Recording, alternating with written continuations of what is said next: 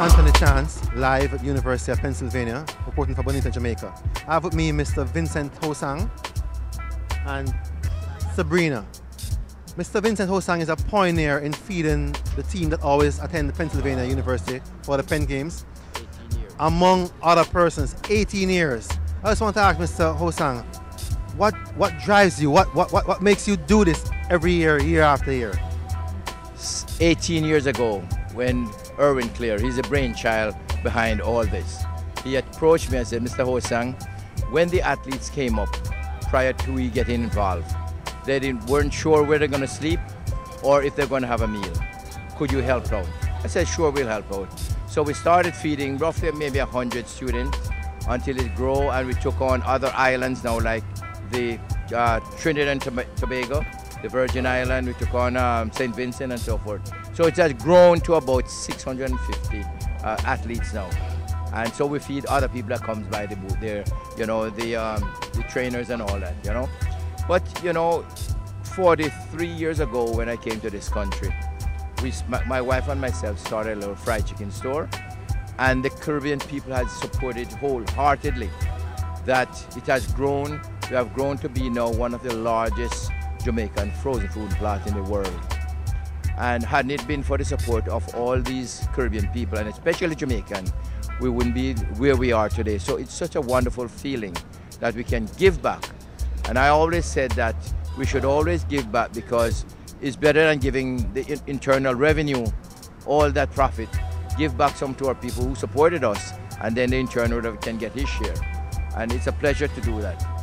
How do you feel about Jamaica being 50 this August 2012? Certainly, we have seen good times and not so good times. What's your take on it? I mean, where do you see we going next couple of years or decades? Well, we have really reached a milestone, 50 years, our golden anniversary.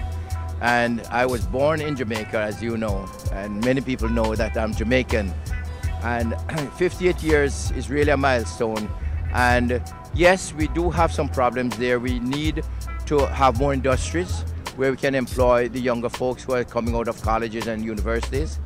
And I think Jamaica, I always try to think positive. Once we create jobs, and as you know that education is the foundation of your future. Education is foremost. We have to educate our youngsters. As you know, we have given a lot of scholarship. We have given the UWI 6 scholarship for entrepreneurship.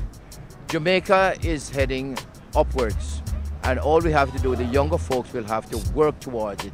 And I'm very positive that we Jamaicans will contribute to make Jamaica a better place and a more prosperous place. Thank you. Sabrina, when I listen to your dad, I'm getting goose pimple. Tell me how you feel seeing what your dad has done over the years, and then just supporting him now, growing up to be a young adult or a big lady. How do you feel with your dad? I think it's amazing what he's doing. You know, when I was going to school at Villanova University, I would come and help out on my breaks. But there's just so much work that goes into it. I don't know how he does it, but you know, he has the volunteers to help him, and also the Team Jamaica Bickle.